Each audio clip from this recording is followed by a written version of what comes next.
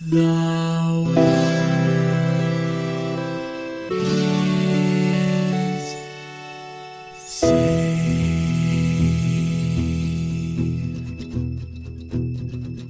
The living room's dark, save for light being cast from the big TV screen and the imminent sunrise that's teasing the one starry sky with whispers of morning. Hey, George. Hey, Lions, how's it going? It's going pretty good, man. We're gonna Yeah, talk man. about video games. We are going to talk about video games, you know? I mean, it's nice doing the classic introduction, you know? It is. You know, actually, I clipped out from when we were recording Safety Goggles and we screwed up and did the Nostalgia Goggles opening. I was like, I don't know if I'm ever going to share this anywhere, but I just want this. I mean, a part of me almost just now, like, hey, George, I'm a chemist, yes. Right? Yeah. Your brain is just like, what do you want from me? This isn't right. But yeah, man, we played some video games. I mean, we've been playing video games, but we found a video game that was cool enough that we thought, hey, let's pick this apart and determine if it holds up and if it's worth playing. Yeah, I do. I think it's charming that we decided to do a nostalgia game because this game's from like 2022, pretty recent. Yeah. But no, I mean, basically, I think I picked this one up, and I was like, Cult of the Lamb. It was free on PlayStation Plus, so I was like, let me give this one a check. And as I was playing it, I was like, ooh, this does a bunch of really interesting things. And about the third or fourth time I paused it, turned to my wife, and I said, now you see, this is interesting because blah blah blah blah. And I was like, all right, I can do two things at once. I can stop torturing my wife and create content all at the same time. So I was like, this is not the idea. She's being very patient. She was being so patient and just nice and listening. But I was like, she was like, yes, yeah, the visuals really tied it into the gameplay and yeah, your long-suffering spouse. All of our long-suffering spouses. Oh, yeah, I was gonna come to think of it. Yeah, that's why they're friends. Is just it's a support group. Yeah, quick side story. I had been living in the area that I live in for a while, and I was outside watching kids play, and all the moms are around, and also me. I am the only dad who is around, and there are dads, right? It's just that none of them are out participating and watching the kids frolic in the summer sunshine. And someone made a comment about the dads, and I literally put my book down and went, hey, I'm here. Be more specific. I couldn't let it go because I was like, it's cool that I'm one of the moms. I'm a good parent out here watching the kids, but also you wouldn't have done that with race or a cultural divide. It's a moms versus dads thing is still acceptable to do. Moms drive the car like this. And I was like, no. This, not all dads. This dad is out here watching the kids play. True, but you're not a dad. You're Appa. Oh, that's true. We were just talking about that the other day, and apparently one of my kids' friends is jealous that they don't have a cool name, and that made me feel special. I still remember, and then we'll start talking about video games. when you first told me it's Appa, and I was like, and you're like, dude, no, not like Aang's bison. It's not that. It's pronounced differently. I'm like, but and you're like, I promise you. Really close though. And the thing is, I did the exact same thing when I learned that word, because of course I did. My dumb troglodyte American ears were like, I only know English sounds. Yeah. But speaking of sky bisons and other such fluffy animals, we played Cult of the Lamb. I wasn't sure if you were going to do that direction or parental figures, because a cult leader is a parental figure. Yeah. Either one of those could work as a good transition. But that was a good transition. We played Cult of the Lamb, released for all the things in August of 2022. It's okay. So I hate doing this, but there's really no better way to do it. This is the visual aesthetic of Don't Starve. The game and the gameplay mechanics of half Animal Crossing and half Enter the Gungeon.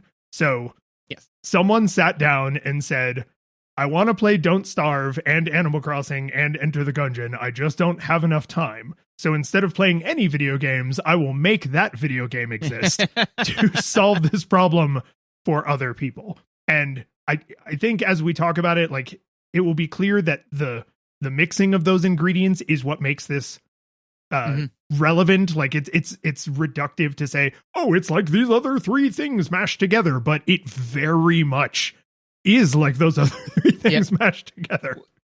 Well, it's kind of like, saying, oh, I like things that are sweet and I like things that are salty. So I'm going to make something that's both salty and sweet. And it's like, cool, what are your ratios? Because that hyper matters, Like, no, I'm just going to dump a bunch of sugar and a bunch of salt together. I call it Salger. Yeah. And like eat it with a spoon. Yeah. It's like, that's not good, but there is a ratio, and we will determine whether or not that ratio worked in this game. How did you come by this? Were you, because I know you sometimes are just like, I'm going to just browse the PlayStation free games and basically shop by cover. Like, this is interesting. And then you metaphorically pulled the book off the shelf. Was that your experience for this? Oh yeah, no, it was very, very much so like a Roman emperor being fed grapes, where I was like, let me peruse the digital store and see what pleases me. And actually, this one must have been terrified, much like, a sacrifice at a cult, because the first game came to me and I played it for like 30 minutes, and I was like, no, this game has displeased me, and I threw it, like stopped playing it, deleted it from my PlayStation. And then the next game came up, and I was like, a hopeful challenger, because it was kind of like an RPG and like high fantasy kind of thing. It's like, yes, this may be it. You played it for like 15 minutes, and it did something that irked me, and I was like, no, be gone with you. And I was like, Cult of the Lamb, this one will be the final thing that I will destroy, like throw out this evening, and then I'll just go to bed. Like, I've now played enough video games and then I played it, and I was like, go on, as and then ended up continue, and then like I said, continued playing it, and had enough asides of like, oh, well, this is kind of an interesting thing that it did, that I was like, hey, you know what, maybe I can convince Lions to play this a little bit, and then we can dissect it together. What was I kind of remember how you came across purchasing it, but care to share our audience?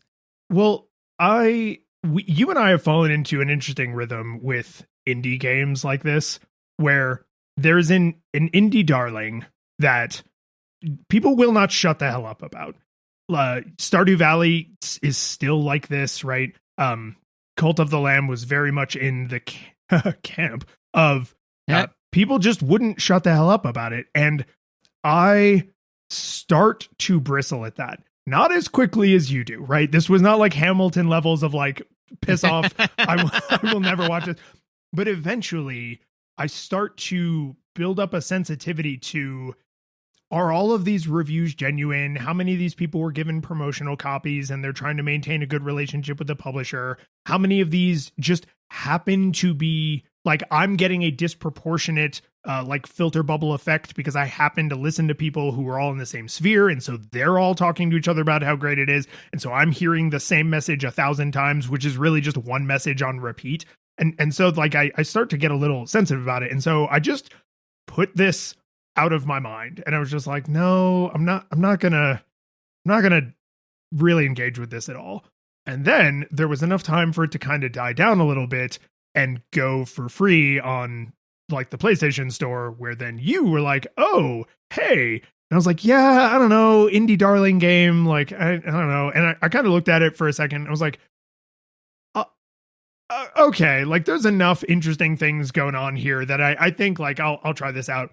And I don't remember exactly what I said to you, but I basically installed it and then messaged you like an hour later, and I was like, yeah, we're gonna end up doing an episode about this. Like, there is enough weird stuff here that I want to like pick apart with you, that like we just, not even good, bad, or otherwise, just like, oh, this is trying something very weird, and it is doing some interesting things that I want to not, bore my long suffering spouse with. So like, let's have the conversation.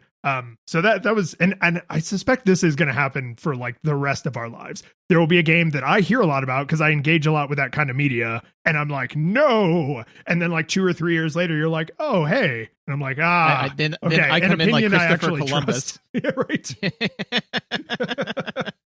Yeah, yeah, and I'm like, hey, look at this thing I discovered. You're like, yeah, I knew that existed 3 years ago, and it's like, but I found it. Yeah, but do you have a flag? Yeah, yeah, but I'm the protagonist. All right, so I started in the description with what the visuals look like. It looks like Don't Starve, and that's not being overly reductive, I don't think. But before I'm just like, hey, it looks like Don't Starve. Do you want to give maybe a more nuanced take on some of the audio visuals? Yeah, so basically, they're obviously going for a very cute aesthetic, so basically all of the heads are like chibi heads, right? Like they're big heads, small bodies. A lot of the enemies, even though they can well, let me take a step back. All the characters that you play as, right, the lamb and all of your followers are very cute and very fun. All of the allies that you get are kind of cute and fun. And then that is juxtaposed by the subject matter that you're dealing with, of course, which is running a cult. So you walk up to one of the characters and they're like, oh, hey, cult leader. It's so nice to see you. Hey, you should sacrifice this person because, like that seems like a cool thing to do. What do you say? And you're like, yeah, wait, what was that thing that you asked me to do? It's like, hey, would you like to, man, you can say no, but I really think it'd be cool if you sacrifice that person in the name of our God. And you're like, okay, so, well, you make a compelling argument by casually suggesting it. Whereas the people that you are not supposed to like, the enemy mobs and the bishops, are horrifying, and not only that, they all have their first form, which is kind of scary, and then their final form, which is like always like really deeply unsettling. Yeah, very one of the things, Eldritch-y kind of. Yeah. Yes. And one of the things I didn't really realize it until I was playing this game, but if you want to sell Eldritch Horror, have somebody that has a mouth that opens like our mouths and then also vertically, Yes, like, sideways mouth, sideways blinking. Yeah. Yes.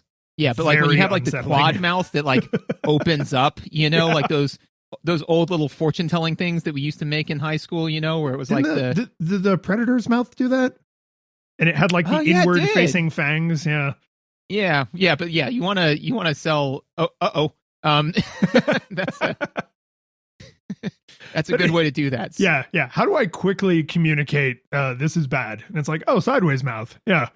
Yep. Yeah, I mean, even like you see the Demogorgon, and you're like, oh, it's kind of like a big lanky person, and it goes, roar, and it opens its like face with all the teeth, and you're like, oh no, I don't like. I don't like that, and it really does drive home the uncanny valley, right? Because they look humanoid enough for you to be like, oh yeah, I have something in common with these things, and then they transform, and you're like, oh no, I don't, or at least I hope I don't. So cute juxtaposed by the horror, it would be the art aesthetic, I would say.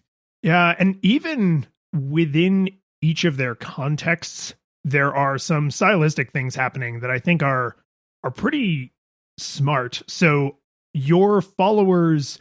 And you and the buildings you make, they're all still cult themed, right? So there's still like the idols and the church and the place to give offerings and the graves when followers die and the sad farms where they have to till the land. Like all that stuff is still there. But on your side of things, there's a lot more curves. You and almost everything around you is a lot rounder and softer. Not a ton of sharp edges, whereas the bad guys are way more pointy, jagged, and not even just pointy, jagged, but angles where there shouldn't always be angles, which is also very uncanny and uncomfortable, right? Extra knees, crooked back, that kind of thing.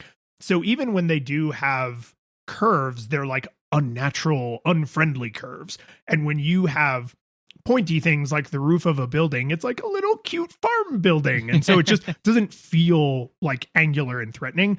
And they do that pretty consistently, so that even though the color palettes are like somewhat uniform because you all inhabit like the same world, right? So they're using more or less the same colors throughout.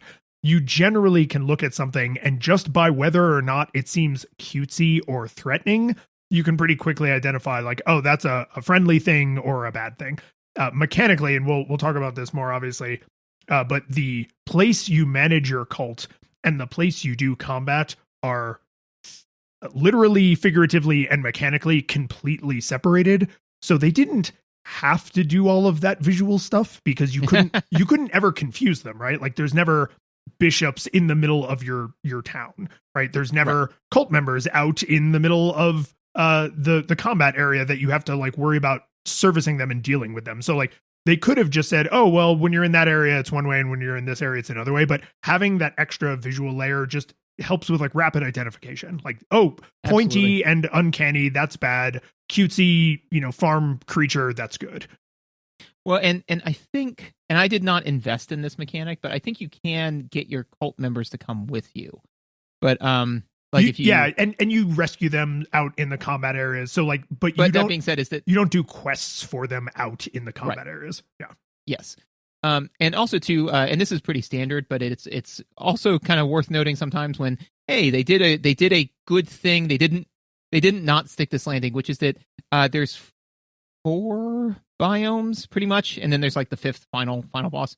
All of the 4 biomes have very different color palettes, so you would never confuse like, oh, I'm in the weird spider biome, or and all of the art is very different. They have very different feels, but also considering that they specifically give you quests to go back to old biomes, it's very helpful to, kind of like, it's not like Mario where it's a progression, right? It's nice to be able to quickly say like, oh, right, I was in this biome, I saved it, I quit out, and then you come back and you're like, oh, right, I'm this is where I'm at, as opposed to, one of 15 other different places. One of the other things that I wish I could be more nuanced on this, but this is something that I have found is so important to me as a video game player, which is that the hit sparks and sound effects are delightful. Like, it's really nice when you hit something, it feels really good and satisfying, and like it knocks them back and they flash a little bit, and all of that's great. Collecting things in particular, like when you're collecting spirit, no, what is it? Is it faith? Fervor? Fervor? There's multiple like currencies, which I will have something to say about later. But there's you have faith, I think fervor, faith. fiat currency. I was trying to think of like several fake F ones, but I can't think of any that don't involve the F word, which is sort of frustrating. Frustrating. Frustrations. Fulminations. Fohogogas. There you go. Ooh, that's a classic. That's an old one. Yeah. Anyway, if anybody wanted to date us. Anyways, so all that's very satisfying, but particularly like collecting faith, which you do a lot.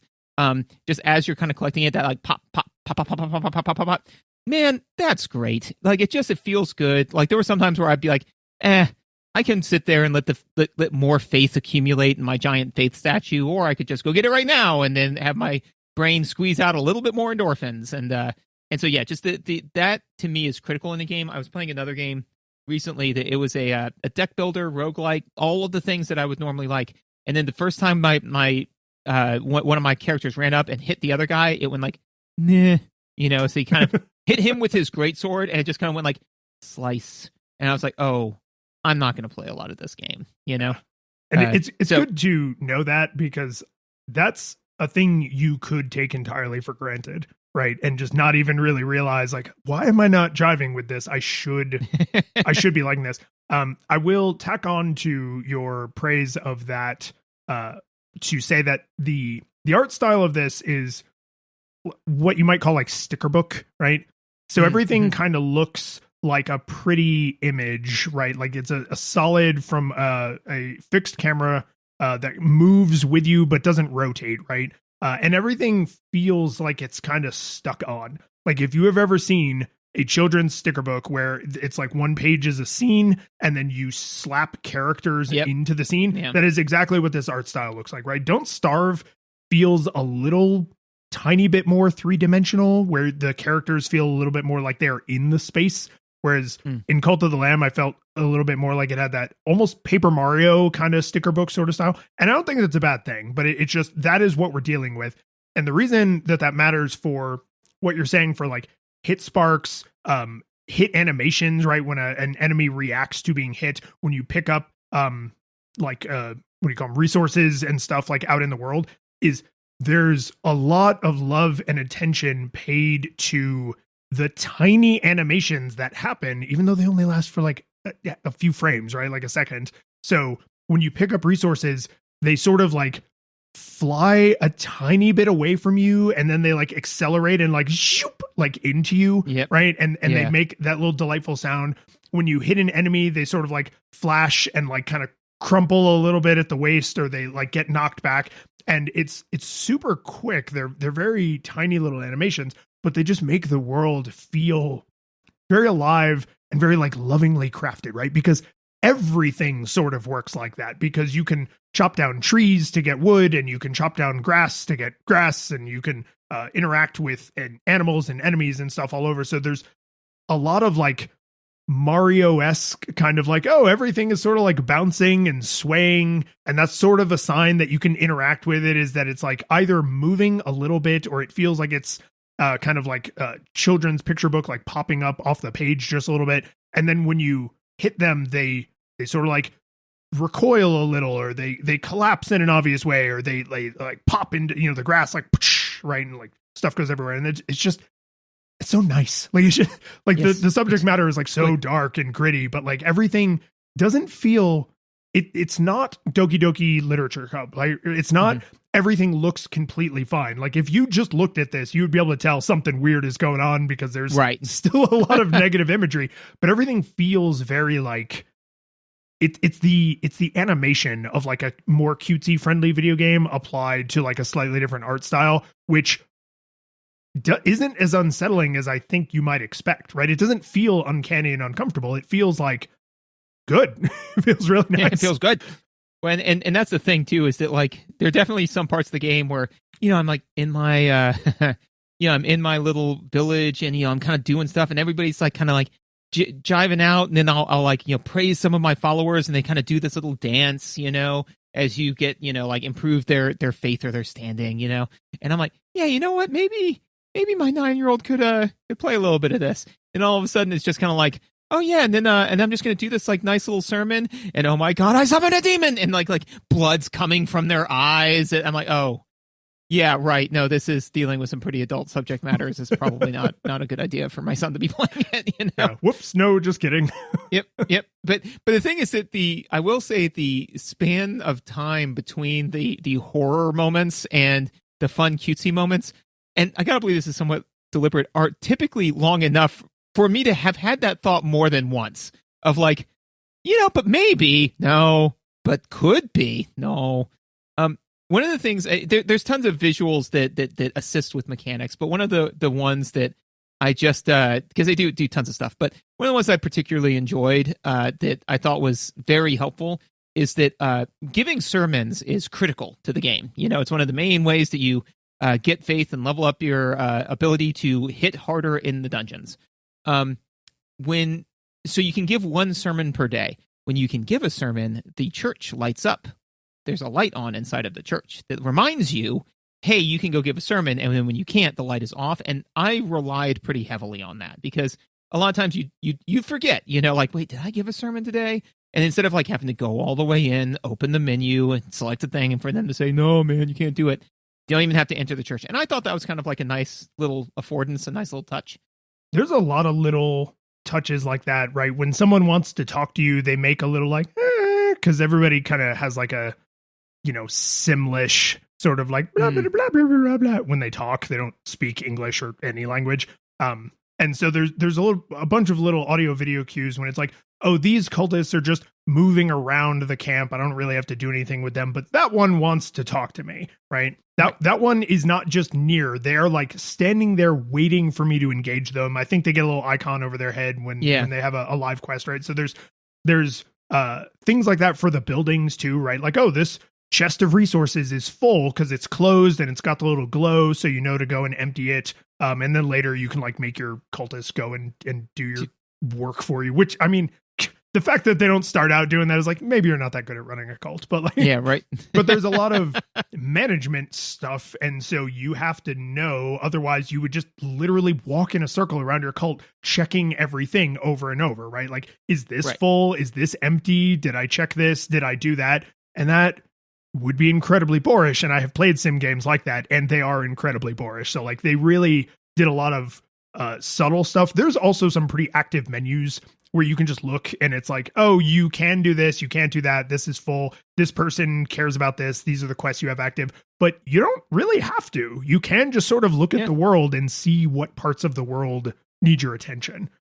At least enough to beat the game, because that's kind of what I did. To your point of the way people sound, I thought it was really interesting because to your point, right, is your followers, when they come and they talk to you, they're like, hi, whatever, like that, right? However, when you talk to like the bishops, or some of like the more eldritch people that you run into that help you on your quest, they're like, they sound almost like Jabba the Hutt, you know, where they've got like this kind of deep guttural, like especially the bishops when they're talking to you, and it's like, oh right, because they're evil, you know.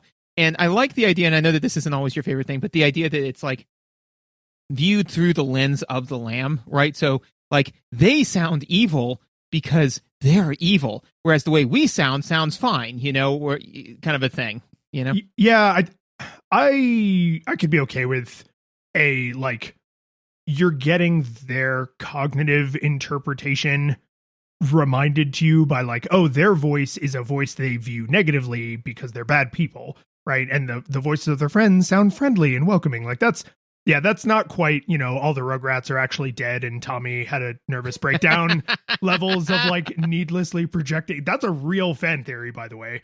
The minute you said it, I was like, it's gotta be. It's that none of them are real. Angelica had a nervous breakdown. Yes. Yeah. Super sad, and I choose not to engage with that fan theory because I liked that cartoon.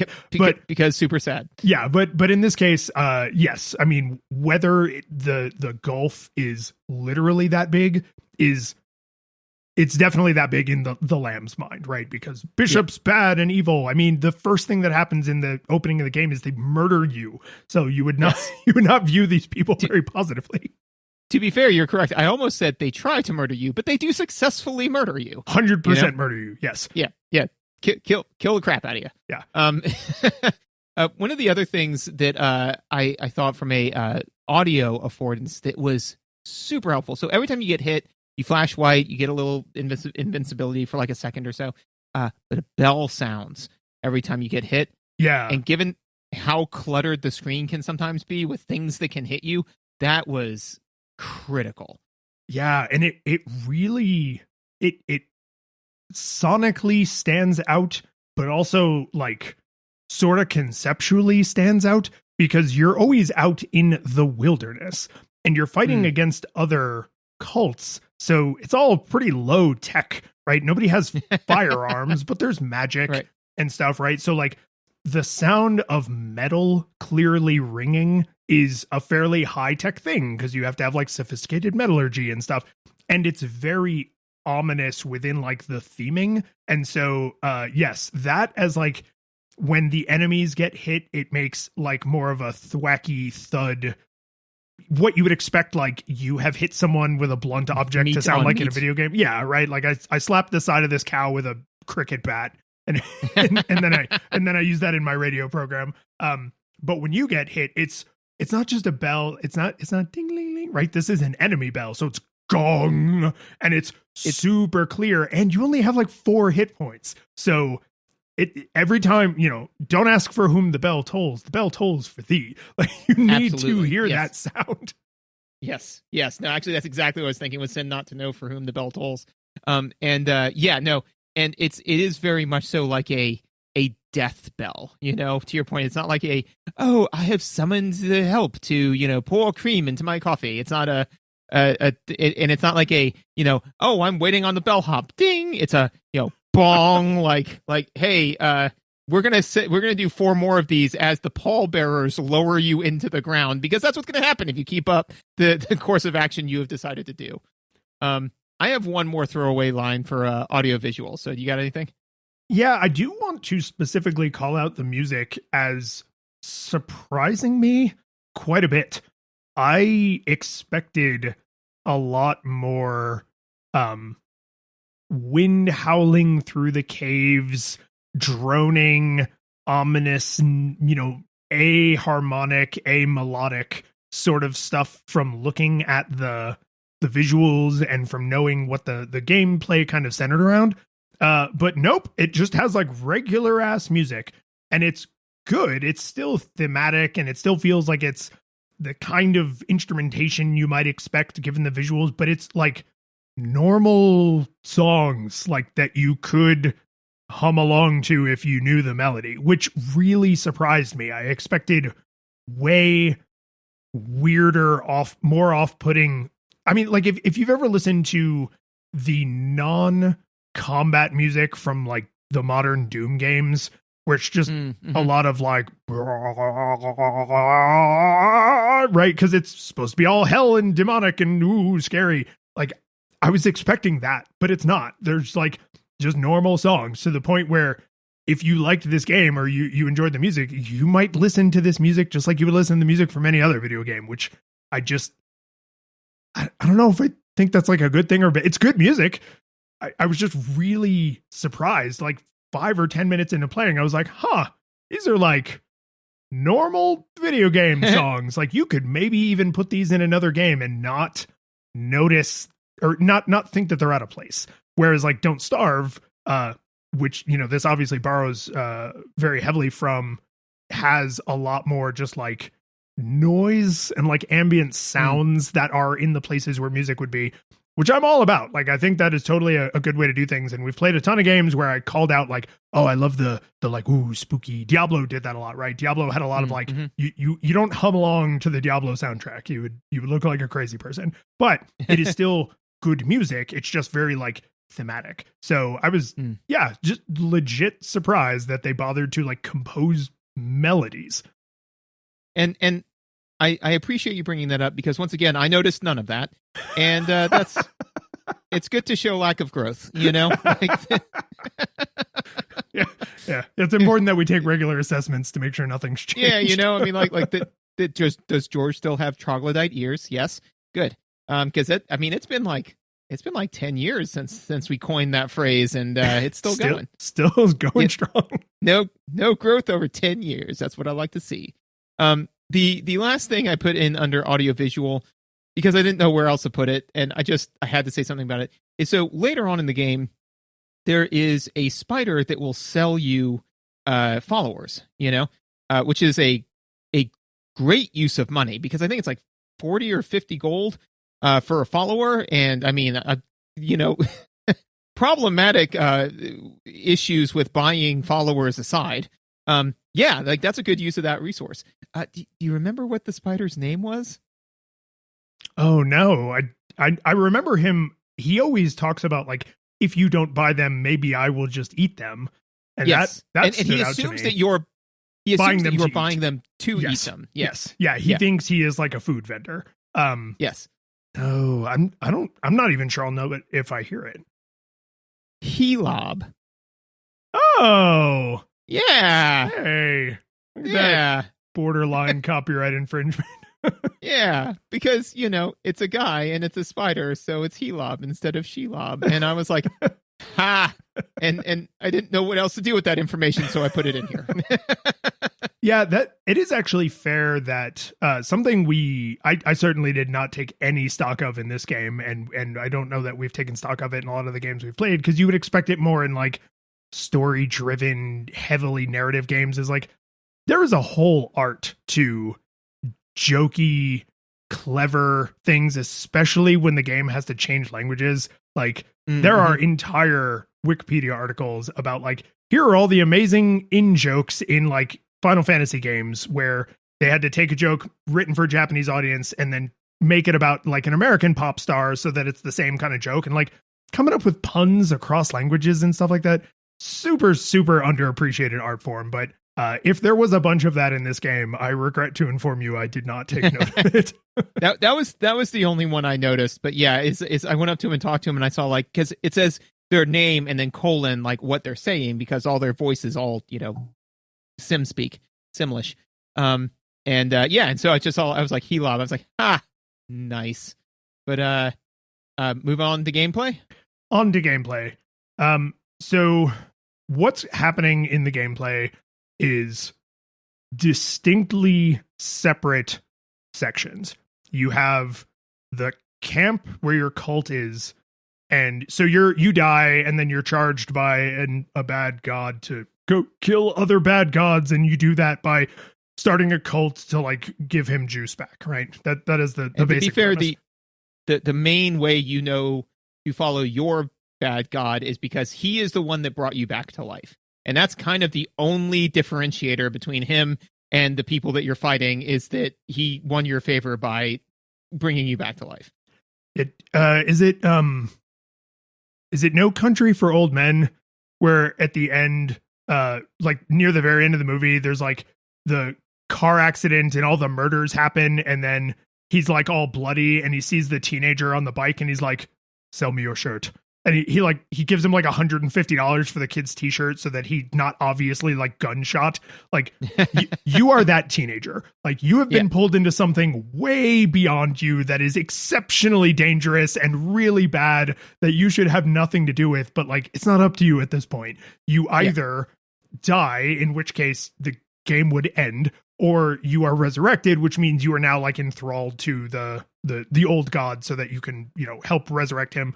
Not because you care about him, but because the other old gods are fighting, right? So it's, you are very much like an innocent bystander who gets pulled into this mess. But the cult, farming simulation, town management, sim Animal Crossing part, all of the stuff there happens in one area. And then you walk out and you go through like the 4 big doors to like go into the different biomes. And that is where you gather some new cult members, you gather some resources, sometimes depending on like the path you choose, and you eventually try to kill the boss of each area, and then ultimately go on to like the final big bad. So having those things be completely separated means that they're in this like flywheel relationship, right? You do stuff in your cult to make you more powerful for when you go out into the world, and you gather followers out in the world so that your cult can do more stuff. And like, you're trying to kind of build that virtuous cycle. And also too, and I think you might lob this in on the sim side, but there's also all of the like mini games that they have built in, which are kind of their own, like Knuckle Bones. I don't think that gives you any resources or anything.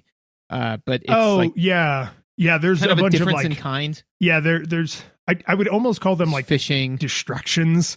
And they're not pointless, but I don't think they are required they're not required to be successful, but you do get some like minor rewards. I think you get some one of the games gives you visual rewards where you can like unlock different skins for followers, so they look like different animal appearances and stuff. Fishing, I think, gives you a piece of one of the tablets that lets you do like a new commandment, and you can also eat fish because like you have to manage food. So like there is, but you don't have to engage with any of that. So they're distractions, but not in a pejorative way. They're not pointless. They just have less point. Yeah. They're like it's like a Nerf spear. Like you like can tell where the point is, but you're not gonna like stab anyone to death with it. It's like it's like Marvel produced by Fox or like Nickelback. It's music, but it sucks. I wouldn't go that far, as that fishing mini game isn't quite Nickelback levels. Let's not say things we can't take back. Yeah, he's very sorry for saying that. Anybody listening? You're gonna have to like cut in a whole disclaimer right before I say it, like. George's views about Nickelback and the fishing game do not represent our podcast, NEWstalgiaGoggles.com. Yeah, but it has to sound like you can obviously tell my lawyer is sitting right next to me, making me say it so that we don't get sued. It's like one of my favorite, this has nothing to do with anything, favorite ending bumps of The Simpsons, where like Homer is talking about, like right before the credits roll, Homer is talking about how horrible Fox is. And then over the credits, he's like, I've been informed that I have to do this statement, but I do so under click my own free will. Anyways, yes. So there's the virtuous cycle of going and killing things to use their bones to make your bread, and then you eating the bread to get stronger to go kill things to get more bones. That's not even a metaphor. You just literally use their bones to do stuff. You do. Yep. Yes. So that is fantastic. One of the things that it does in the gameplay that I've realized as I've played more and more video games that is super important to me is that one, that there's not like a huge lore dump, and they let you play the game immediately, right? So one of the things that, as I mentioned, is like hit parts, sound effects, very important. Just game feel. How well does the character move? How well does, like all of that is very important to me. And so the very, very first thing they do is they just dump you into the world, and they give you control of the character. You get to walk up, you get sacrificed, and then you wake up, and then you talk to the guy, and you're playing the game. You're in the game in the first 2 minutes, maybe 3. That is just really important to me, as opposed to a lot of games where they're like, 1,000 years ago, things happened. Like, slowly light comes up, and it's like, behold. It's like, look, man, if I wanted to watch a movie, I'd watch a movie. Let me know if I'm going to enjoy playing this game, So I do agree with that. I will caveat it with about 10 or 15 minutes into the game, they don't do a lore dump, they do a mechanics dump. Where they're like, okay, build this thing. This is how it works. Okay, now you got to gather this resource. This is a different part of the economy. Now you need to care about this thing over here. By the way, did we mention this is a number you need to think a lot about? And to be fair, it's all like 1 or 2 pop-ups. It's not pages and pages and pages of text, right? It's relatively quick, but because of how tightly coupled most of the mechanics are, right? Like, you can't let people starve to death. You don't want to let them just sleep outside because they'll die. You can't let them just crap everywhere because you'll get sick. You got to do sermons because that's essentially your experience bar. Like, there's several things that are so tightly intertwined that they kind of have to give, they don't have to do anything. It's a video game. They choose to give them all to you like pretty close together. And I remember very distinctly thinking, oh no, I hope that this does not go on for too long. And the good news is it doesn't. There's like a half a dozen core mechanics that are pretty tightly intertwined. They sort of give them to you all at once. It takes, 10, 15 minutes for you to understand. Here are the gauges, here are the numbers to watch and stuff. And then they're done. Then they don't do that to you again. So like, that was fine. But I was like, Jesus, if these are just the introductory mechanics, and then there's going to be like chapter 2 mechanics and chapter 3 mechanics and advanced mechanics. And oh, now you've unlocked the thing that expands the chapter 1 mechanics. I was like, I can't keep all that in my head. But that never happened. So it was fine. Yes, agreed. One of the things that I always really am impressed when a game is able to do this, which is that you're able to tailor the game to the experience that you want within the game mechanics as opposed to choosing it from a menu. Most often we talk about this in terms of difficulty, where it's like you can kind of organically opt into or nerf the difficulty by for example, in Legend of Zelda, where it's like, hey, you want to nerf the difficulty? Explore a bunch, because if you explore a bunch, you get more hearts, and that makes the game easier, stuff like that. One of the things that this one does is that, so as you mentioned, there's the farming mechanic and the going and fighting mechanic. One of the other things you can do is you can have rituals that have certain effects that can dramatically change the gameplay. Did you get the endless toil ritual? Is that the one where they don't sleep for like 3 days? Yeah. I didn't use that one a lot, but the interesting thing is, at one point, one of my followers was like, "Hey, I think all of these followers are getting lax. You should make them work for 3 days straight. And that'll put the thing." And I was like, I mean, look, man, I don't think that this is humane unless someone's giving me a quest to do it, and then I'm absolutely gonna do it. I mean, I'm not. So the endless toil ritual, since it allows them to work through the night, what that means is that they are continuously working and producing resources within your farm biome, right?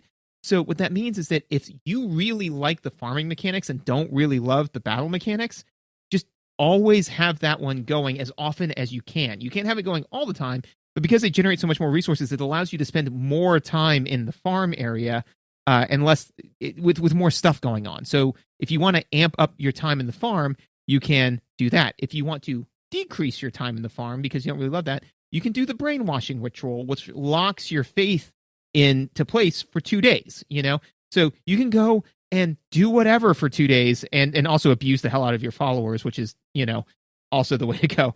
but so they built in some mechanics that allow you to focus on the aspect of the game that you like without having a menu that says like, hey, which do you want? Do you want a balanced experience? Do you want a more farming experience? Do you want a more battle heavy experience? No, and then you as the player feel smart for having sussed out that this is a way to play the game, which I always think is kind of clever when they're able to do it. So, agreed. Wrinkle. Before we decided we were gonna do this episode, I happened to have read like an excerpt from an interview with one of the creators, because this is made, it's an indie game, it's a really small team, and the person said, you are supposed to be incentivized to do bad things and to feel like fine doing them, right?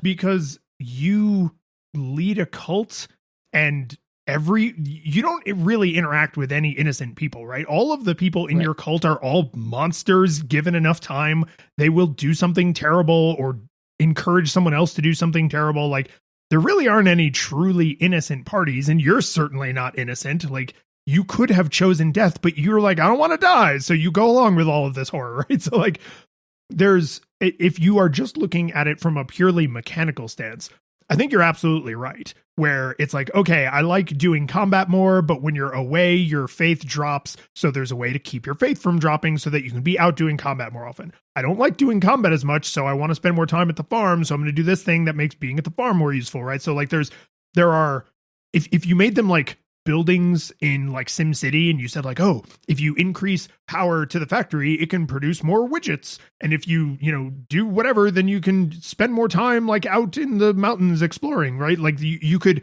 make them neutral, but they're super not neutral. Like you're killing people, and then sometimes you're killing and eating people, and then like lots of horror, but the game never judges you basically for any of it.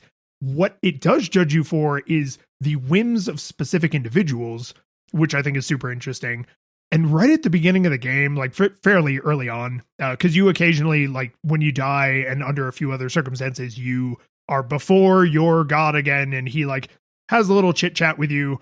And one of the things that he just flat out says, I mean, basically the developer looks right into the camera and says, hey, your followers are resources for you to use. Don't take pity on them. Don't ever be patient with them.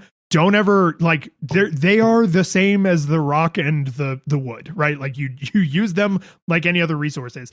And I mean, literally, you can kill and eat people. You will get side quests that are like, hey, I think this guy is a jerk and you should murder him, or you should torture him by putting him in jail, or you should sacrifice him to an eldritch horror. Like there's all sorts of stuff like that. And I could very easily imagine someone trying to play this game on like a good guy run and not realizing they're playing it on ultra hard because their cult is the good guys and they're trying to treat them all well, right? And that would just make the game so much harder. Like the first time somebody crossed me, I was just like, hey everybody, time to go to bed. And then I went to kill that guy, and then I had the moment where I realized you can't kill people while they're asleep, they have to be awake. So I had to wake him up and then murder him. And then I realized I didn't have any way to dispose of a body. So I carved him up into meat, right? And it's just like, but you're not supposed to feel feelings about that. Like that's just a thing that you do in the game. And that was the intention of the designer. Oh, absolutely. And I think that that the mechanics of being able to play the game the way you want reinforces that, right? Because then it's just like the player now, I'm like, I don't care about their suffering. I want to play the game this way. And also, too, the worst thing is because, I like getting into character, right? I play a lot of Dungeons and Dragons. It's fun. So I actually was trying to do the good run, like the, darkest dungeon, I'm going to be humane to my people kind of thing. And then I did the worst thing of all, was I convinced myself that some of the horrible things I was doing was out of necessity for the cult. And like, because if not for me in this cult, they would just be off with the bishops. And we've seen what the bishops do. Like, they're terrible, right? So at one point, one of my followers was like disincentive, like didn't like my cult, right? And so he was like all angry and rah, rah, rah. And so I tried re-educating him several times, be like, hey, no, like this isn't this isn't helpful, and this is why we do what we do. And it reduced his frustration a little bit, but then it just came back. And the problem was that he was upsetting other people, right? And so here's what I did. I sacrificed him to my God, because I didn't put him in the stocks, because I'm like, well, that feels inhumane. So, but I did it. I did one worse thing. So I sacrificed him to my God. I also had the ability to bring a follower back to life. And so I brought him back with a better attitude. So I murdered him and then brought his soul back, shoved it back into his body. And then he was fine, because of course he was, And yeah, so who's going to talk like, smack after that? And a part of me was like, well, so you see, everybody wins. The cult members are happier. He is happier. Like, look at his happiness bar. He's objectively happier. I'm a good person. And I was just like, yeah, that's how they get you, man. wait a minute. Am I the bishop? You're like, wait, no, that can't be right. No, it's the cult followers who are wrong. So I have a question that I don't know quite how to phrase, other than,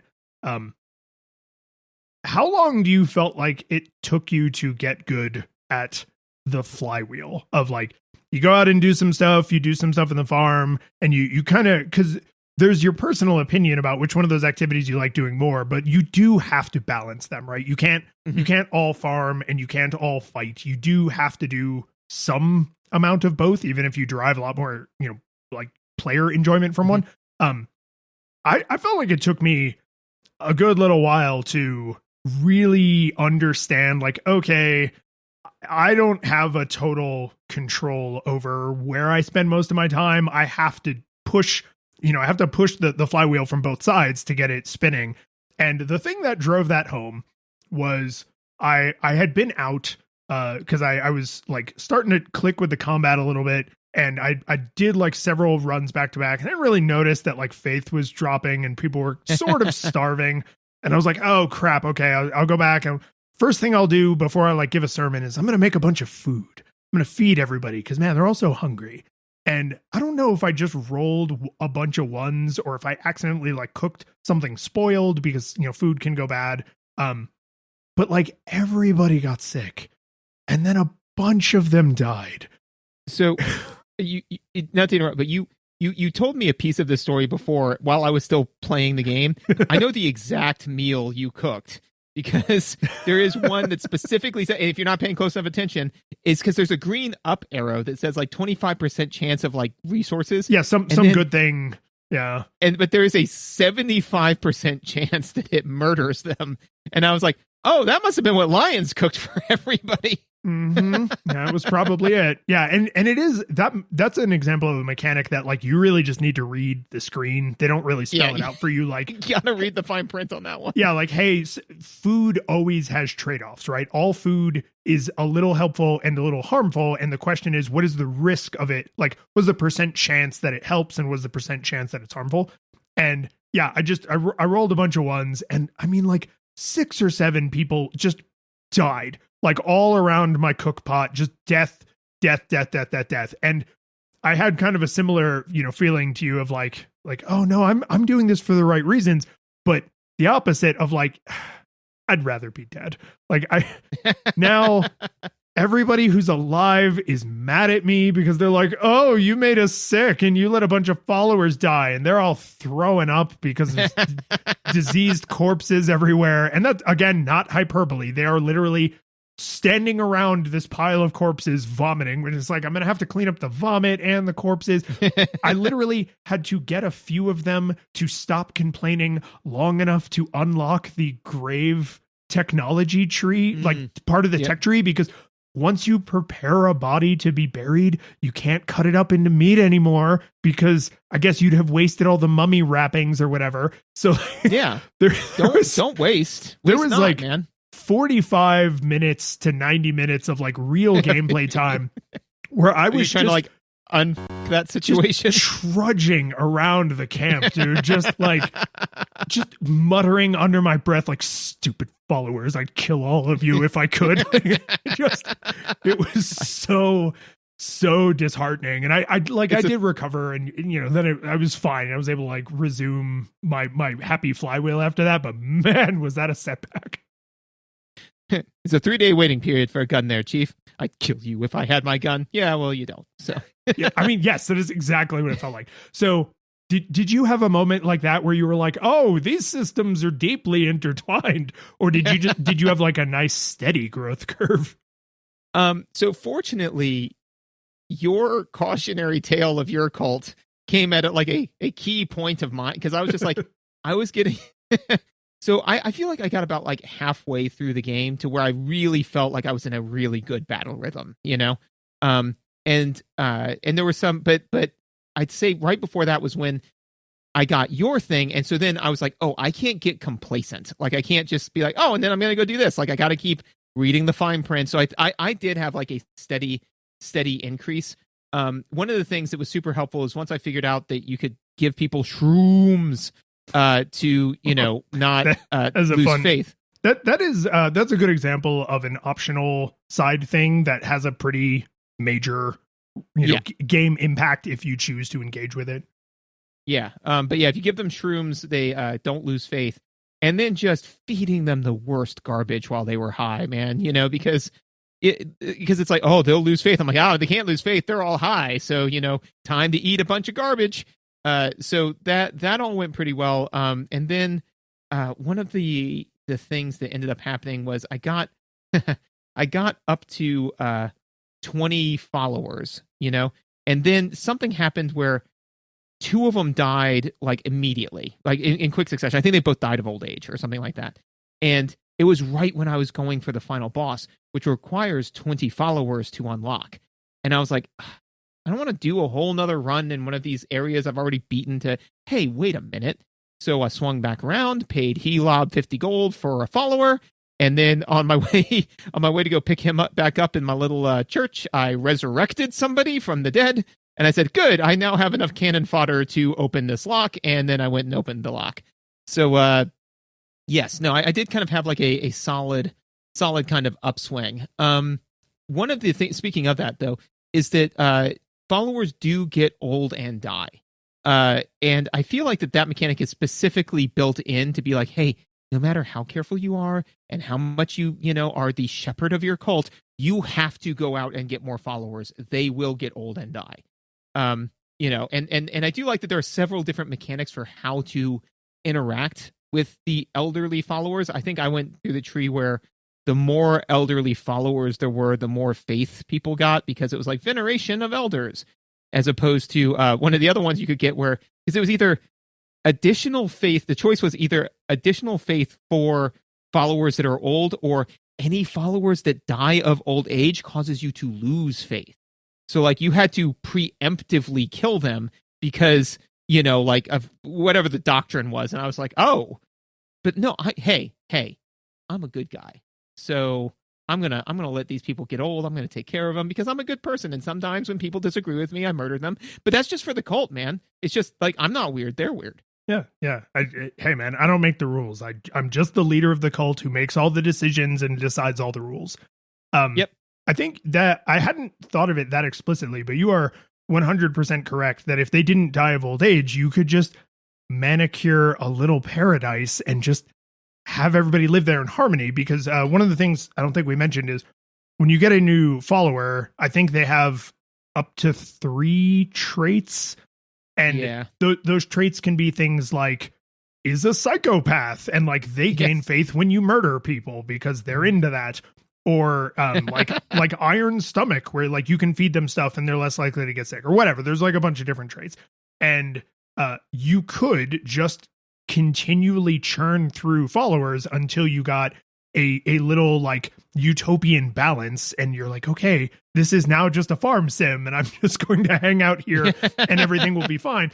But you can't do that because the very early buildings you get decay, but almost none of your buildings decay. Your farmland doesn't really decay. Like pretty much everything else is permanent, but people grow old and die. Yeah. So that sucks and is annoying, because then you have to go out and like get more people. And I understand that as like a desirable game mechanic to push you to do both sides of the flywheel.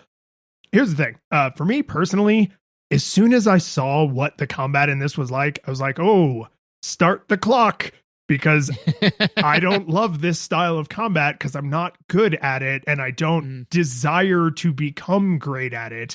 So eventually I'm going to say, I don't want to go out there again. I'm not going out there again. You can all just die. And that is what happened. I got about 3/4 of the way through the game and I was just like, okay, I am no longer deriving joy from like going out into the world to get new followers, which means eventually my cult will collapse into nothing and I will be alone in a field and sad.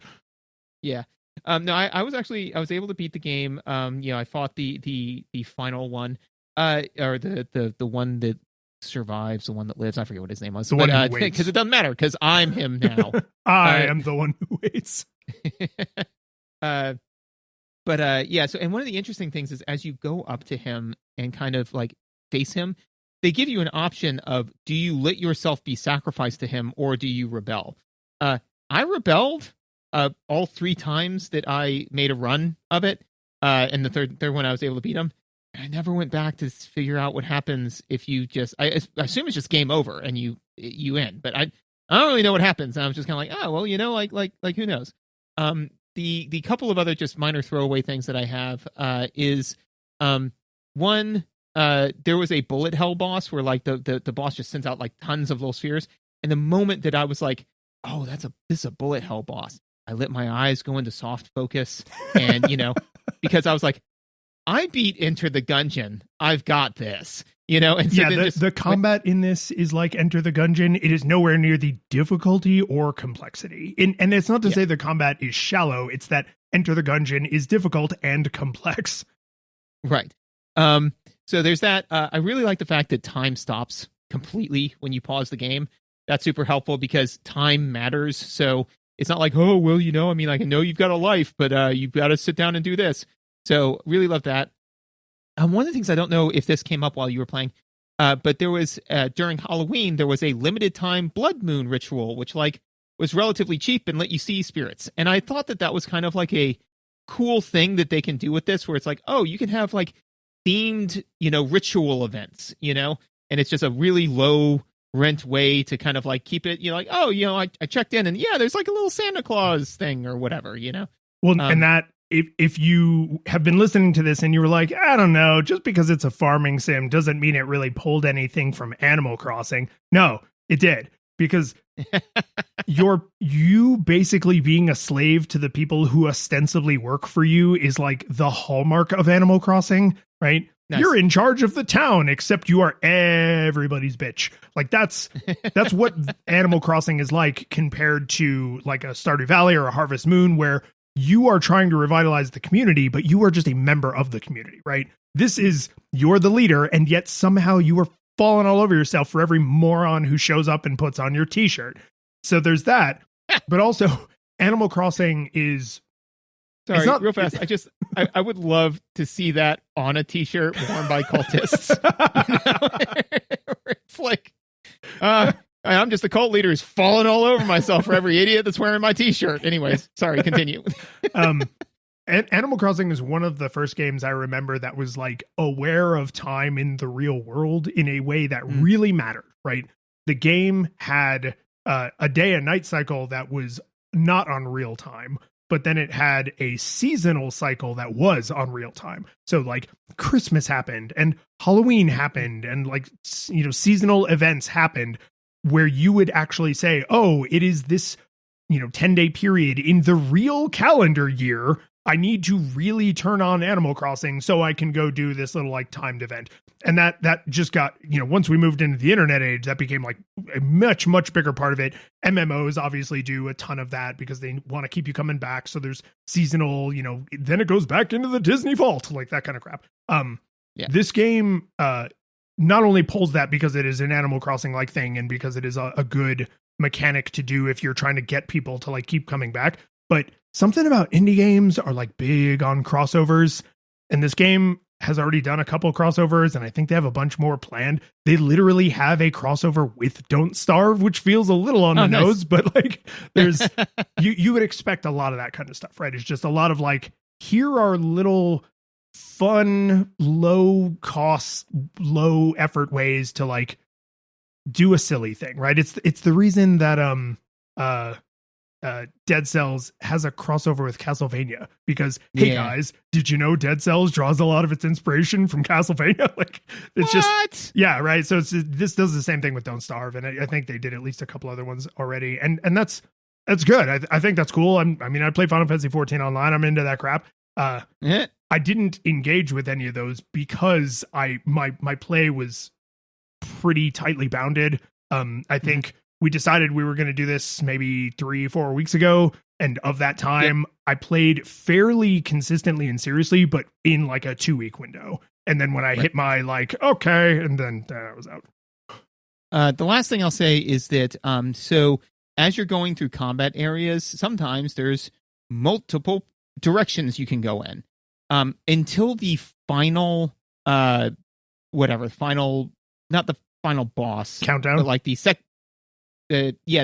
fourth area. Until the fourth area, the fourth out of 4 areas, none of the areas that branch in more than one room. So like if you're room 1, you can go into rooms 2 or 3. If room 3 continues the dungeon, room 2 is a dead end. And I liked that a lot because basically if I went into the next room and I saw there were rooms going off of that room, I'm like, okay, I'm going to double back, go to that first room, claim it, and it wasn't like a ton of backtracking, which I just really appreciated. I liked that a lot. Well, I think that is an important thing for the player to notice, because I also noticed that, and I also liked it a lot. And part of the reason I think it's important for you to notice is being out in the world is risky, right? Like that is where you gather new followers, and there's like resource rooms where you can get a bunch of resources and stuff. But if you die and you have to be resurrected, you get a big, people think you're a weenie for dying out there, and it knocks their faith down. And then you're like, crap, now I got to build their faith back up because they're all pissy about me dying, right? And there's some mechanics that you talked about where it's like, oh, I'm going to do this ritual before I go into this new area so that if when I see the new enemies, I get my lunch at, I'm not going to lose a bunch of faith, right? So you have some tools to balance that, but like there's a risk and a reward for going out, which is, video games. What I liked about knowing that the map is linear-ish and there's only a little bit of backtracking is you had an idea of what you were passing on, right? If you knew this path continues and that path is the dead end, then you have all the information you need. There are some amount of resources over there, and exiting the level is over here. And I've already gotten hit twice. I don't care that much about those resources, right? I'm just going to go for it.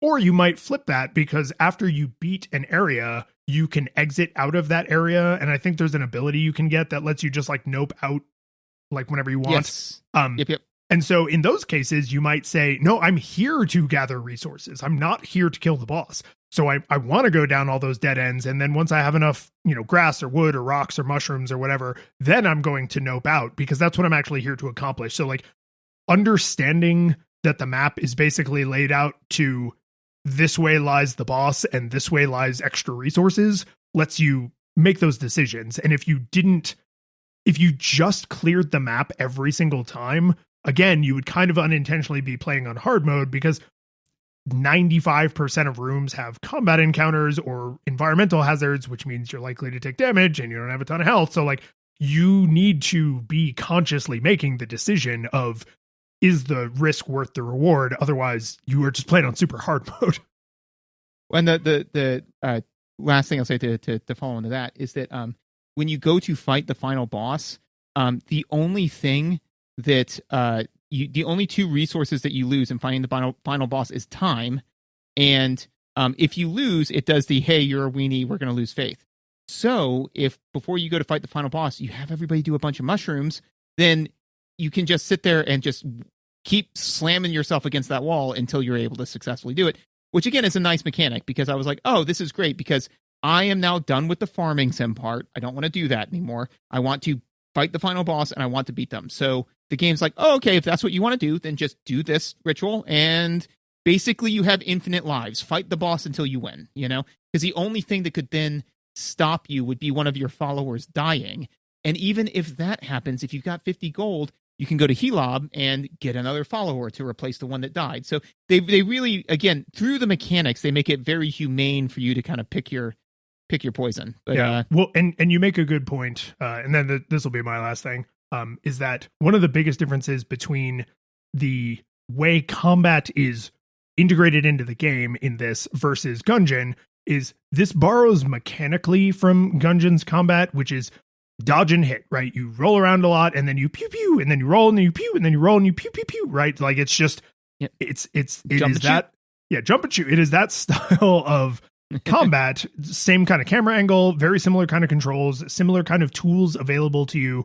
You don't have the pillow gun, but generally the biggest difference, and this is a critical difference because combat is not the sole focus of this game, where it is the sole focus of Enter the Gungeon, is when you decided I want to go fight the final boss, you didn't have to go through biome 1, then through biome 2, then 3, then 4, then fight the final boss, right? Because that would be a freaking slog. That would be playing the entirety of Enter the Gungeon as opposed to just borrowing mechanics from Enter the Gungeon, right? And so when you go through a biome and then you're like, okay, now it's time for biome number 2, you just walk straight to the door that leads to biome number 2. When it's time for the final boss, you just walk straight to the door that leads to the final boss. So you do get the same kind of like dodge roll and shoot sort of combat, but without the expectation of mastery that would allow you to do that for 4 entire biomes, then an entire final boss, right? Because this would be an entirely different game if they expected you to do that. That would be very, very sloggy. So with all that in mind, does it hold up? Is it worth playing?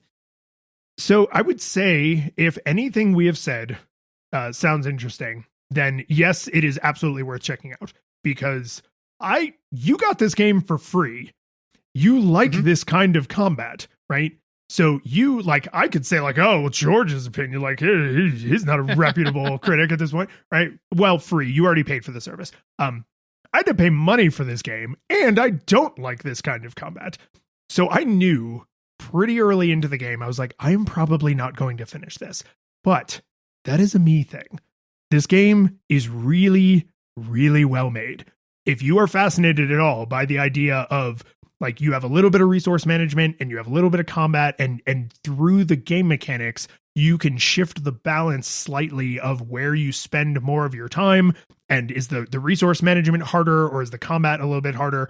You have quite a bit of control if you're willing to engage with all the mechanics.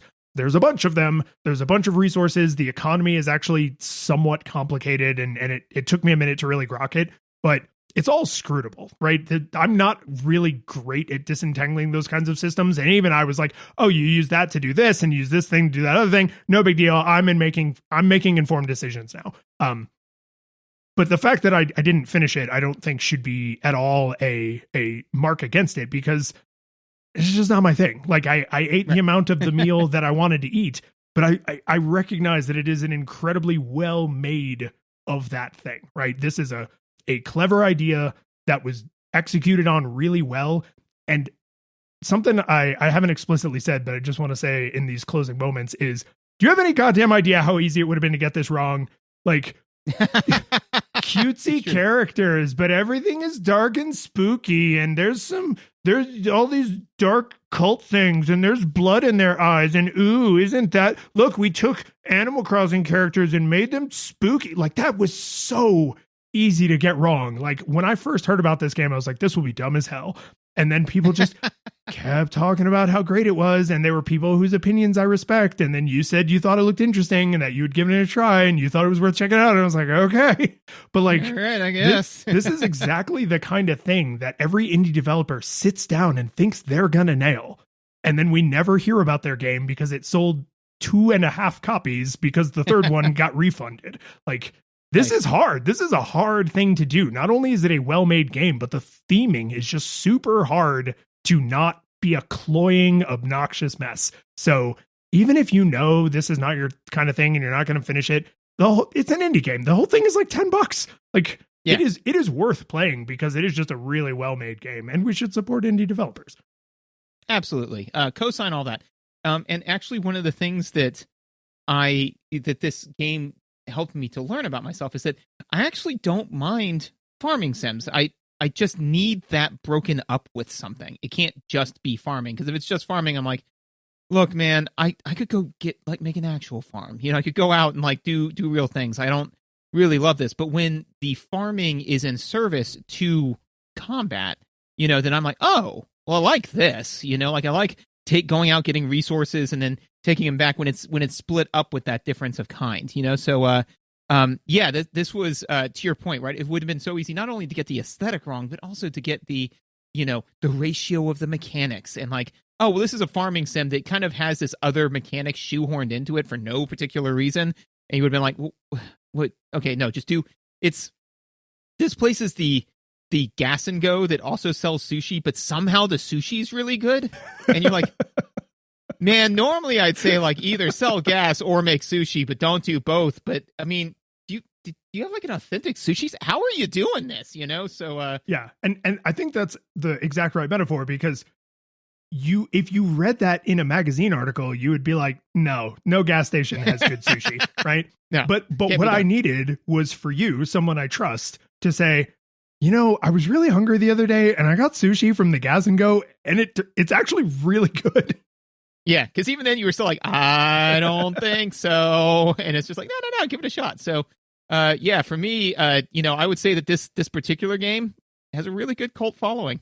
The curtain falls, the music plays, the credits roll, then it all fades to black, and you're left by yourself. The fanfare is gone, there's no player two there by your side to share victories won. But as you slowly progress down the hall to your bed, a few great events leak back into your head from the time that you spent traversing the land, battling evil, fighting the darkness, just sword in hand. Your memories creep in with the edge of a smile. You realize again what you lost for a while. You're gonna think back much less